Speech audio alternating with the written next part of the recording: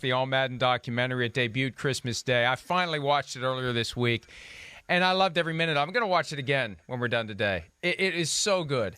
And it's funny. It's just John Madden through and through. And, Peter, you know when I laughed the loudest? I laughed the loudest at the story about Brett Favre's Uncle Rube. That was great. The sacks. Yes. And Madden trying to say, I can't talk about that. He's trying to think of words to say, I can't really comment on that.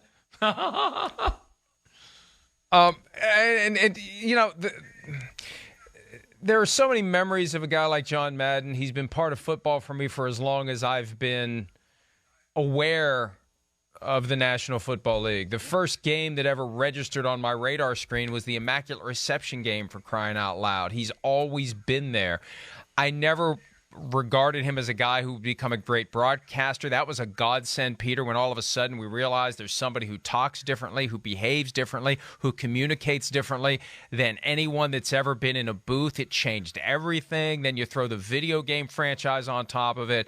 No one, there's no one else who has had the level of influence over the sport of football that John Madden has had, and it will endure for as long as the NFL is around, because that video game, they're not changing the name of that game. You know, I've been struggling all week to think of the right tribute for the NFL of John Madden, what they can name after him. And they need to do something significant, I believe. But even without that, that video game is going to be called Madden for as long as the NFL is around. Look, I think there's a couple of amazing things about the life story of John Madden. I said the other day that I don't think in the 102 years of professional football that there has been a more influential figure at any level than John Madden. Because you think about it, John Madden never coached another game after the age of 42. The top 5 guys on the all-time list of victories in the NFL all coached a minimum of 21 years after the age of 42. 2 of them are still coaching, Bill Belichick and Andy Reid. So that's one thing. And he did enough. By age 42, he did enough as a head coach to be selected to the Pro Football Hall of Fame. Okay? Now you look at his next 2 careers. You know, even though the video game wasn't a career per se, he was the savant guy who was enlightened and who explained to them, no, we're not playing 7-on-7 on the video game, you idiots. There's a full offensive line we're going to play. Every single little tweak that they made was either dictated by Madden or approved by Madden. And that video game is one of the most popular video games in the history of planet Earth. $7 billion gross. Okay? And then you consider the fact that, oh, by the way, so he's also probably the greatest analyst in any sport ever on television. So just think, he was good enough to be a Hall of Famer by the age of 42 when he never coached another game after that. And he had 2 careers after that arguably he was better at than his first career where he made the Pro Football Hall of Fame. So to me, I mean, if we're having a contest to determine who is on the NFL's Mount Rushmore, you can name all these guys, Lombardi and Rozelle and Hallis and Brady and Belichick. You name all these guys. Number 1, John Madden. Hey, I said earlier this week when Chris mentioned the possibility of him on the Mount Rushmore of the NFL, I said, it's hard to put anybody else with him. He stands apart from the rest of them. You'd have John Madden, the coach, John Madden, the broadcaster, John Madden, the video game icon, 4th spot omitted. Somebody suggested make the Madden Cruiser the 4th spot. But, it's separate and apart from anything that anyone else has ever done. And it's great that they did the documentary and he got to see it and enjoy it and appreciate the way that people viewed him and regarded him and loved him and felt like they knew him. It still is a shame that someone has to die before it really hits everyone as to how big of an impact they had. Because these facts were all out there for us a week ago, and we were celebrating John Madden with this documentary, and I didn't bother to stop and think, you know what? This guy's the single most influential person in the history of the sport of football. From the first time they got 4 pieces of leather and strapped them together and filled them with air and had this oblong ball. What are we going to do with it? I don't know. Let's run with it. I don't know. What do we do? Let's lace it up and let's go run around in the backyard with it. He's the most influential figure, and it required him dying for that epiphany to occur. It's kind of sad when you think of it, because he should have had an opportunity to recognize and be appreciated as the most influential figure. Maybe he knew in his heart that he was, and that's all that mattered. But Mike, I will say this: that's a verity of life, unfortunately, that you don't truly celebrate a guy in full flower until that person dies. You just don't. But I will say this. I was one of the 38 people interviewed for that documentary. And at the end of the interview, Tom Rinaldi said to me, hey, we're asking all the people who we interview for this doc to look into the camera and say something to John Madden. Whatever you want to say. And he said, we're going to play them all for Coach Madden. We're going to put them all together. He's going to go in a room, and he's going to be able to see all of these. So he'll just be able to appreciate this. Look, and now it came out that he did see the documentary before he died. So to me, Mike, I actually think that John Madden was ushered into death probably with the greatest feeling that anyone could have before he or she died, having been told by everyone associated with the game of football, everyone, how great he is, how wonderful he is, by his own sons, by his wife. Everyone is telling him what a big difference he has made in his chosen field. Nobody has made as big a difference as he did. So I would disagree that, Madden never got to see it. He saw it right at the end, and I think he knew, and I think he was touched. You could tell when he was watching some of the things, and look at his eyes. They were moist. He really felt, I think he felt touched by the whole thing. And I agree with you completely. I guess just that notion that this guy is the one who stands out above all others. This guy is the one who impacted the game in a way that no one ever has, no one currently is, and perhaps no one ever will. That realization, and you're right, it's just part of what happens. Like, hey, you know what? I really appreciate you, and I'd appreciate you a lot more if you died today. It's just kind of how it goes. And right, whether it's artists, whether it's anyone, the reality changes the moment that the inevitable happens. But regardless, it's been an emotional week for a lot of people, because it really does feel like a family member, because when you think of all the time you spent with your family over the last 50 years, so much of it has been with John Madden, either as the background or as the soundtrack. The big games, every big game from 1981 until he retired after Super Bowl 43. If it's a big game, John Madden's there. The video game, all the time spent with family and friends and whatever, playing the video game. It's his game. I mean, that's how deeply ingrained he is in the fabric of not just football, but of American life. That's what really hit me this week, Peter. Yeah, I think I'll tell you what really hit me, Mike, and that is because I had an experience with him. I spent 3.5 days on a bus with him in 1990 for a story for Sports Illustrated.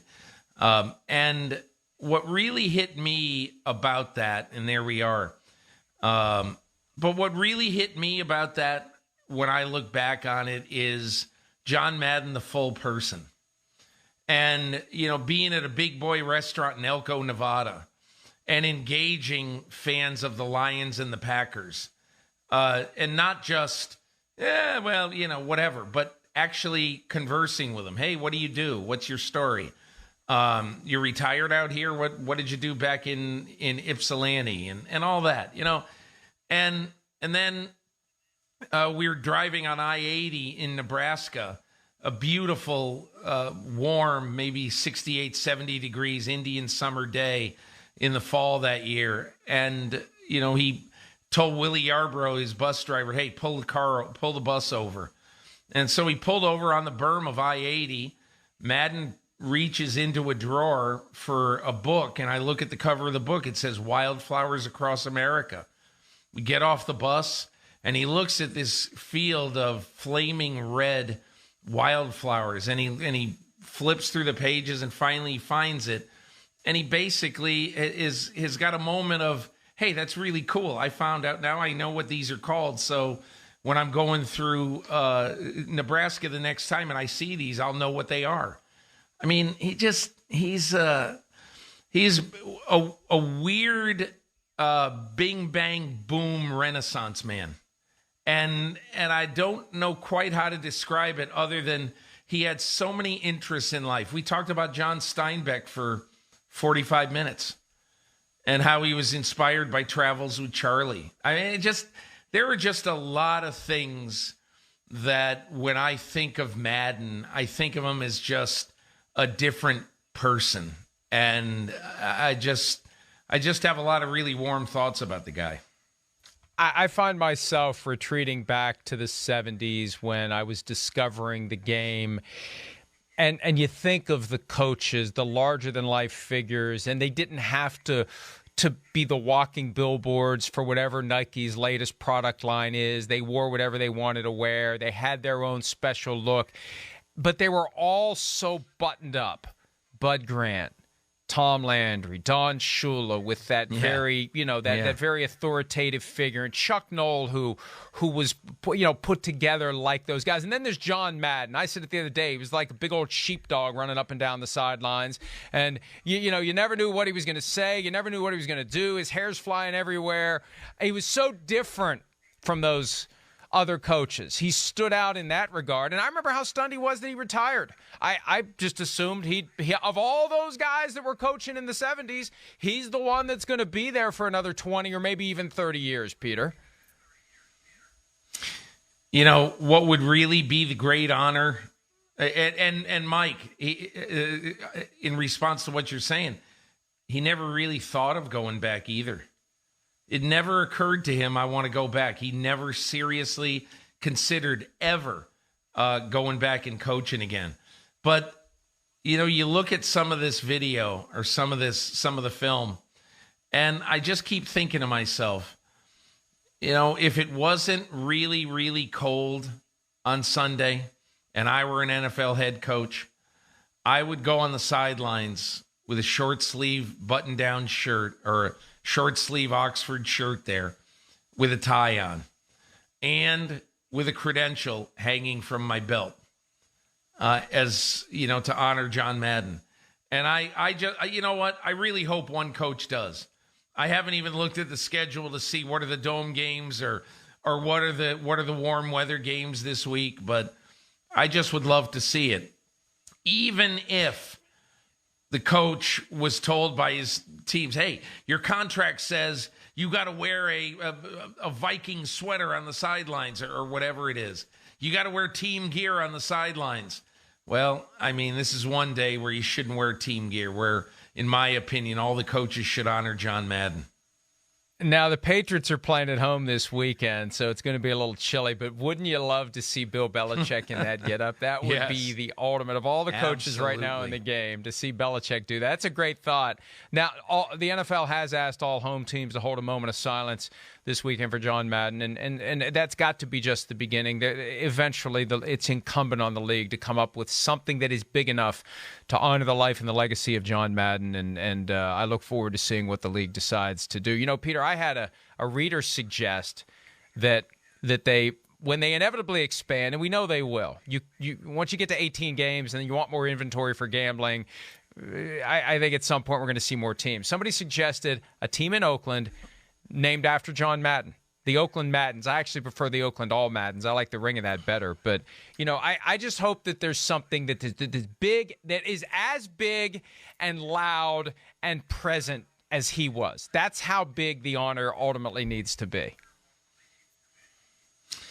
I mean, look, there should be a team in Oakland. There should be a team in San Diego, period. They never should have lost teams. And I think it's one of the ultimate sadnesses of what has happened in recent years in the NFL, that some of the truly great fan bases in NFL history have had their teams taken away. But, hey, look, whatever happens, in my opinion, we are going to see on Sunday, an outpouring of love and affection for John Madden across the league, and good for everybody. I hope there are some teams that do more than that. I really wish the Raiders were home this weekend, instead of being, I think they're at Indianapolis, right? Yes. I really wish they were home. But look, I just think that we all need to, and I've heard from so many people, and I'm going to write a lot in my column, just people, opening up a vein and talking about John Madden. So, look, he deserves what is being said about him. And I think for years, we're all going to look back, and we're all going to look back at having been better, both in our football knowledge and just our enjoyment of football. That's what he did. He made us enjoy football. And so anyway, I really appreciate having gotten to know him a little bit. I didn't know him well. I was not close to him or anything like that. But I just really appreciate the opportunity to have been around him some. And I'm really grateful for that. And I picked up a valuable life lesson this week via Brian Curtis of The Ringer in the item he wrote about John Madden. John Madden would not sleep in a hotel bed on the same side as the phone, because that was the side where the businessman put his ass every words to live by. Sleep on the other side of the bed, away from the telephone. I had never considered that. Hi, I'm Mike Tirico, and thanks for watching. Make sure to hit subscribe for the latest news and highlights from NBC Sports.